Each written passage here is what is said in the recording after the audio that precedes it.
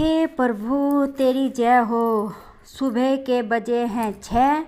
मैं उठी तो मैंने देखा बहू कहीं नहीं दिखाई दी, तो मैं चल दी बहू के कमरे में। ओहो, ये तो भी सो रही है। तो मैं फिर रसोई की ओर आई और मैंने कर दी बर्तनों को तोड़ना शुरू।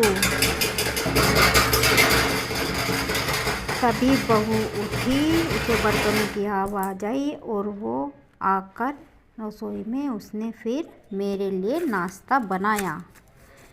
नाश्ते की खुशबू अच्छी आ रही थी। फिर नाश्ता लेकर बहू आई और उसने मुझे नाश्ता दिया। देखा, नाश्ता देखने में भी अच्छा था, खाने में तो बहुत स्वादिष्ट था। पर मैं ठहरी सास, मैं कैसे बड़ाई कर सकती थी। मैंने भर भर के कमी निकाली और बुराई की। अब बज गए थे दोपहर के 12। बहू थी काम निपटा कर बैठी और फ़ोन देख रही थी। तभी मैंने आइडिया लगाया कि मैं क्या करूं, और मैंने सर के दर्द का बहाना बनाकर वहीं पर एक गिर गई। ये देखो, ये था मेरा नया कलेश। तभी बहू ने मुझे उठाया और अपने पास बिठाया और उसने फिर मेरा सर दबाना शुरू कर दिया। मैंने कर दी खराब उसकी सारी दोपहर भी। बेचारी सारा दिन दोपहर में मेरा सिर दबाती रही। अब बज गई शाम के 4। अब मैं कैसे काटती शाम का समय।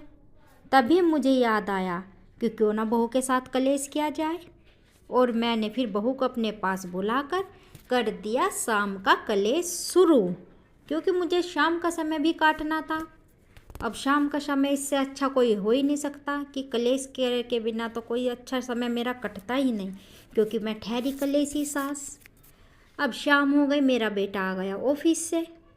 ऑफिस से आने के बाद मैंने अपने बेटे को पानी भी नहीं पीने दिया और बहू का पूरे दिन का डाटा उतार दिया बेटे के सामने।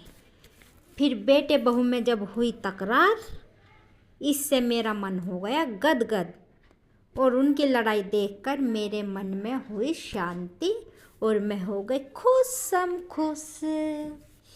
अब ये था मेरा पूरे दिन का कलेशी व्लॉग। अब मुझे लगा कि मैं एक अच्छी सास हूँ और अब मैं आराम से सो सकती हूँ। अब कल मिलेंगे एक नए कलेशी व्लॉग के साथ। Good night.